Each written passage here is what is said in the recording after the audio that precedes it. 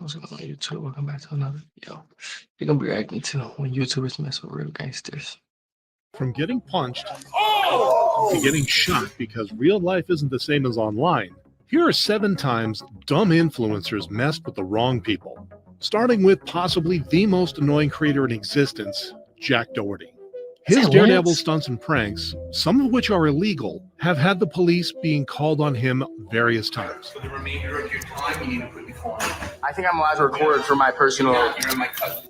Jack's behavior during his streams grew increasingly disturbing with his move to Los Angeles, eventually leading him to getting involved in serious situations with his fellow influencers.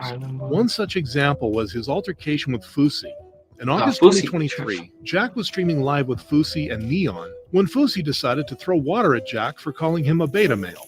It's Fousey fault. Fousey, I see Fousey, man. The situation then escalated when Fousey swung back at Jack after he continued making comments. However, Jack's fans defended him a lot. Fousey is actually in the worst state I've ever seen him in, and he comes across as a nasty and disgusting person.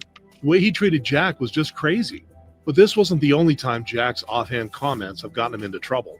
Just a month later, Jack got involved in a heated argument with the Island Boys. As the argument escalated, one of the twins decided to slap Jack in front of the camera. This quickly became a pattern, as he once again found himself on the receiving end of a slap, this time from a stranger who was allegedly offended by a t-shirt worn by his bodyguard. Go, walk away. Now, the irony of provoking and disrespecting someone while cowering behind security guards is out of this world. But that seems to be Jack's strategy, causing conflicts for his bodyguards to clean up, all for clout. Having a bodyguard to defend your battles after starting them is the most small man syndrome thing I can think of. And while Jack is at least aware that he's annoying and picks on weak targets, the same can't be said about Neon, who got reality checked much harder than just a slap. Neon first got the taste of clout for playing dumb on December 21st, 2019, when he uploaded a video titled, "Neon is Dying." 2 days later, on December 23rd, he published a video called Neon's Final Words. Another 3 days went by, and on December 26th, it was announced that Neon was gone. However, only 5 days later, on December 31st, he uploaded a video telling his fans that he survived, and that it only took 2 days for him to recover from his brain tumor and seizure. A lot of people made fun of him, making sarcastic comments such as, "He came, he conquered, he died, he resurrected." Were you killed?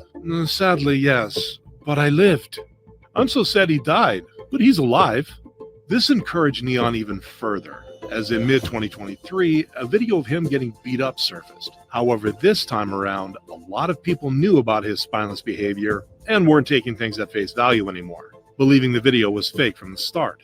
Bro, no one gets caught lacking in the middle of a field and gets their short ripped, but their glasses stay on. His shirt not even dirty, and they in dirt. Now, it's possible no one ever told Neon about the boy who cried wolf. You know, if you intentionally disrespect the wrong person, they'll give you a reality check, and rightfully so. Neon.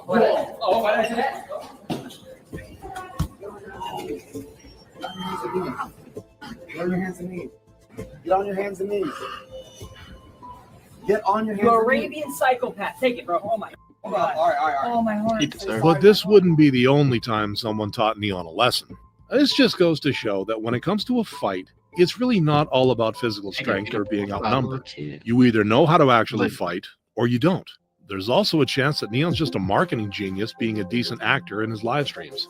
But even when going over the top, he can't match the toxicity of Zherka, a creator so vile Twitch permanently banned him from appearing on their site.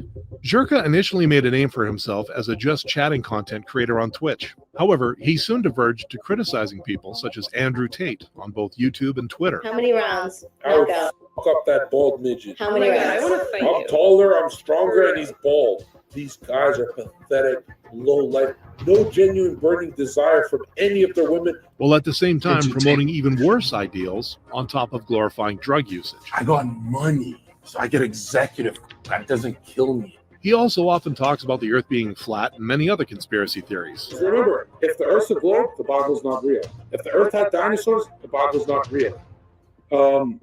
Literally, Every angle is an attack on the Bible, right? This stupidity would eventually make him start a beef with HS Tiki Taki and popular streamer Aiden Ross, causing an outrage on social media by making derogatory comments regarding HS Tiki Taki's mother, as well as Aiden Ross's former partner, Pammy.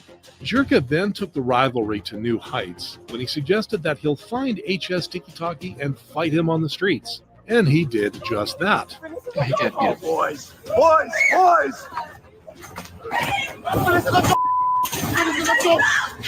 Chill! My God. He can think he can beat Andrew Tate. God, Johnson. Oh, chill! Unsurprisingly, the only thing he managed to do is merely show his butt crack to the world and get embarrassed, making him out to be a laughingstock for everyone.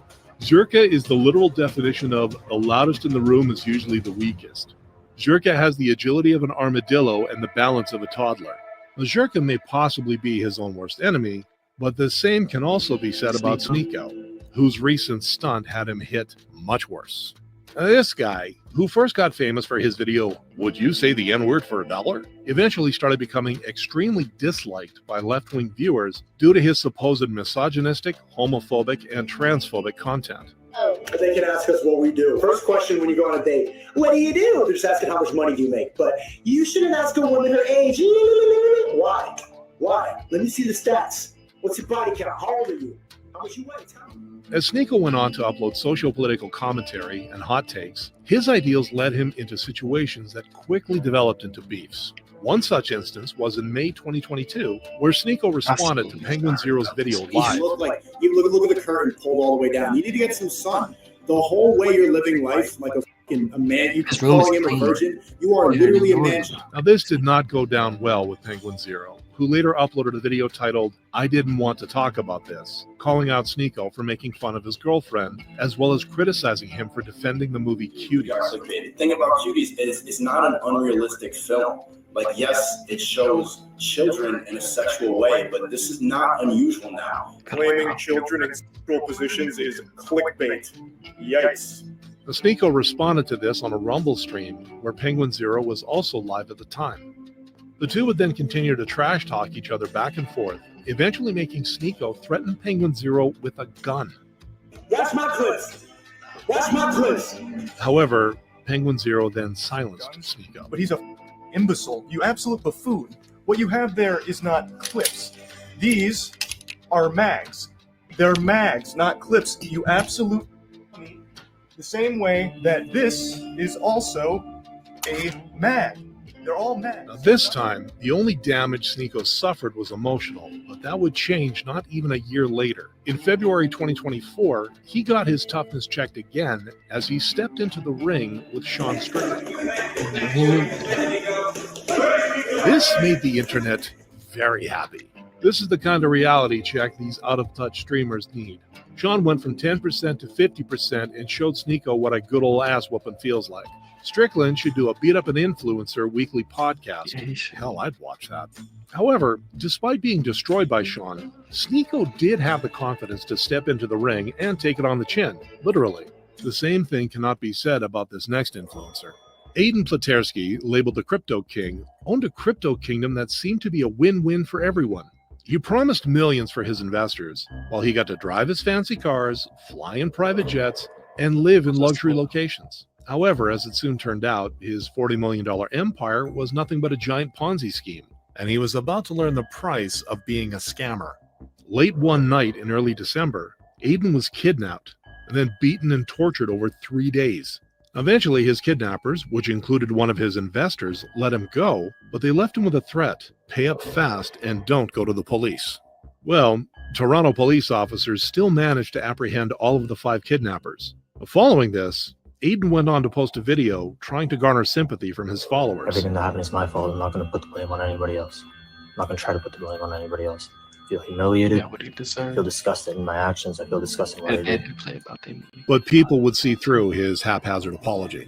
He's apologizing because he got caught and got his ass whipped, not because he's sorry he scammed people. Zero sympathy. Yeah. While his kidnappers would all be charged with the crime, the only person not charged would be Aiden, the scammer who started the whole situation to begin with.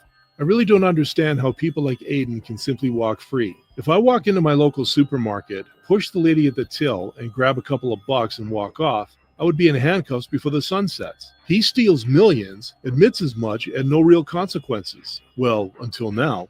What if getting beat up wasn't the worst injury you could sustain?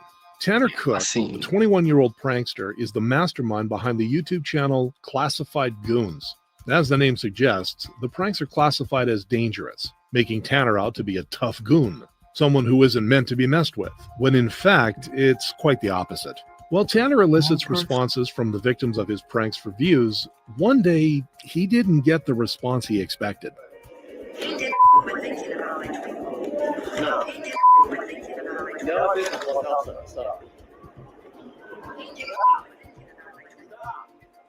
Invading someone's personal space and then refusing to leave them alone after they tell you numerous times leaves you with one option. You're going to get dealt with by a person who has been pushed too much. Lesson to dummies: do not prank random people, or they will prank you. Never underestimate the public. Tanner, who is much bigger and more intimidating to the shooter, was taught a masterclass in F around and find out. And yet, he still didn't learn his lesson, continuing to upload videos like nothing happened. So you'll continue to make videos? Yeah, probably. We'll see, you know? How disappointed are you about this? I really don't care. I mean, it is what it is. It's God's plan at the end of the day, so. Tanner was lucky to make it out despite getting shot. This is something that Timothy Wilkes did not get to experience. Inspired by other pranksters he'd seen, Timothy began dreaming of creating his own YouTube channel, recreating some of the dangerous pranks other YouTubers had done before him. However, this dream got cut short in February 2021 when Timothy, along with a friend, were in the midst of filming a prank robbery as part of a YouTube video. Armed with butcher knives, they approached a group of people. Unaware of the robbery being a prank, one of those group members shot Timothy in self-defense.